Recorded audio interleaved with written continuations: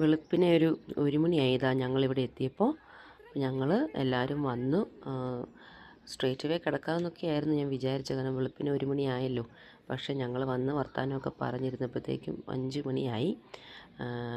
അപ്പോൾ അങ്ങനെ ഞങ്ങൾ ഫൈനലി ഇത് ഞങ്ങളുടെ ഇവിടെ സ്ഥലത്തെത്തി.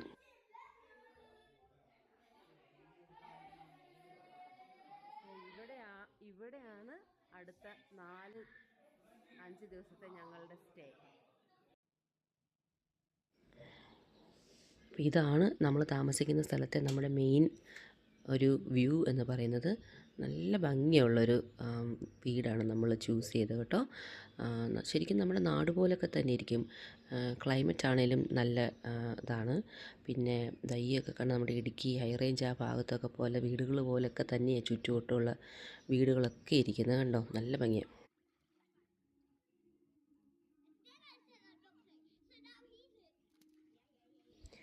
ഇന്ന് പ്രത്യേകിച്ച് പ്ലാനൊന്നും ഇല്ലായിരുന്നു.